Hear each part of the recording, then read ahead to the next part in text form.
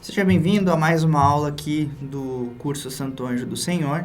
Essa é uma aula breve, talvez até rápida, mas nem por isso deixa de ser extremamente importante, porque eu vou falar sobre o discernimento dos espíritos. Como assim?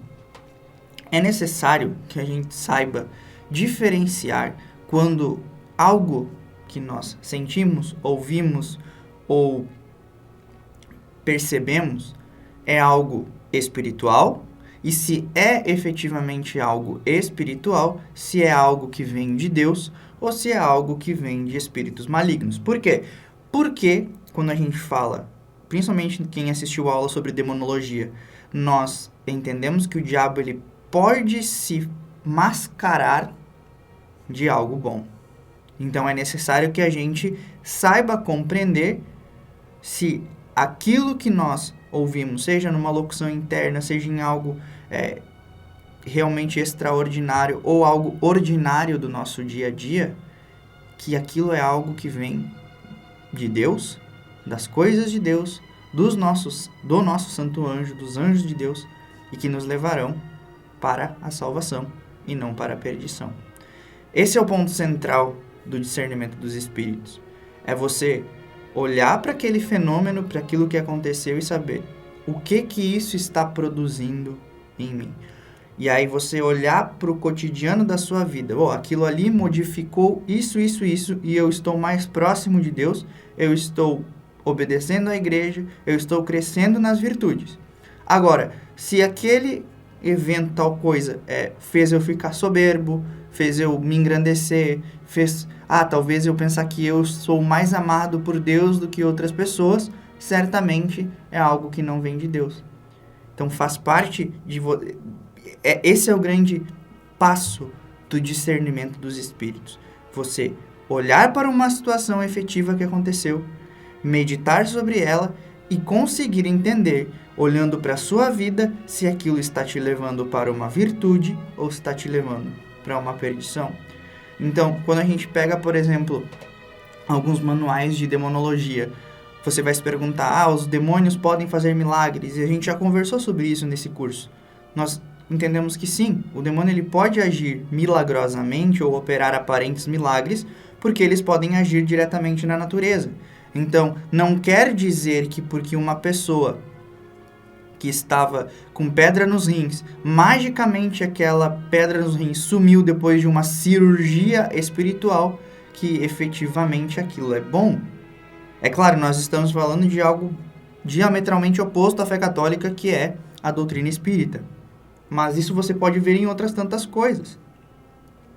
Por exemplo, nem todos os milagres que acontecem numa igreja protestante realmente são milagres operados por Deus, porque se fossem milagres operados por Deus, ou milagres, ou questões, exorcismos, ou ações angélicas, eles apontariam para que aquela pessoa voltasse à fé católica.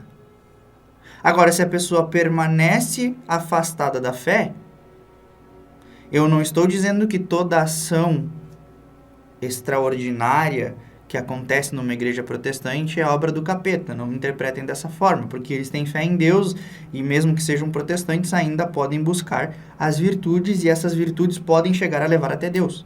Então, esse é um outro ponto, né, de compreensão que nós precisamos ter sobre o discernimento dos espíritos, sobre a ação extraordinária. Mas a grande questão, o grande ponto, né, de debate, ou o grande ponto crucial dessa nossa conversa é nós olharmos para tal ação e conseguir discernir para onde ela está nos levando. Se me leva à verdade ou se me leva a uma ideia errada daquilo que é a ação dos anjos e a ação de Deus. Tá? Então, uma coisa que nós precisamos entender é que nem toda ação extraordinária ela vem para nos causar sentimentos bons. Ela precisa nos levar às virtudes, mas ser virtuoso dói. Então, muitas vezes, até nós precisamos olhar para que uma permissão divina para que uma doença aconteça. Ah, nossa, por que o meu anjo da guarda permitiu que eu adoecesse dessa forma?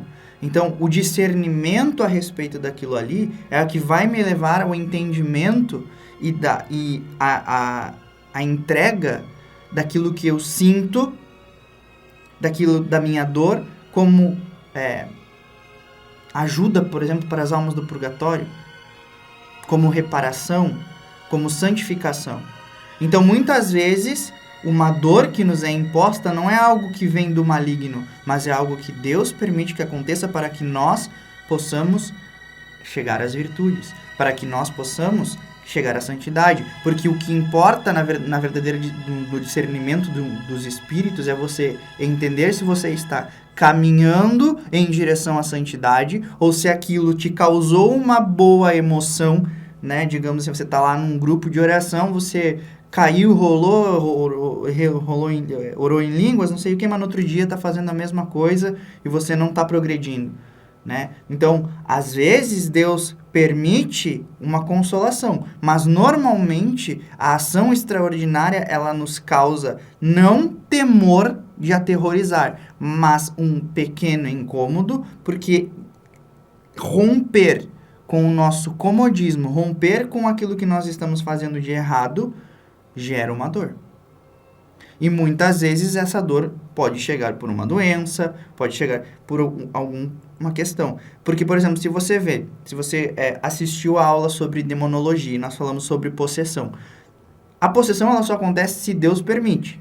É claro que a possessão é uma ação demoníaca, mas e isso não precisa de um grande discernimento dos espíritos, né? Mas o outro discernimento que você pode ter a respeito da possessão é que Deus está usando daquilo ali ou para mostrar às pessoas que estão na volta de que a batalha espiritual é real, ou para fazer com que aquela alma se converta ainda mais a Deus. Porque grandes exorcistas dizem que depois de um exorcismo, a pessoa, ela efetivamente crê e tem uma vida mais piedosa.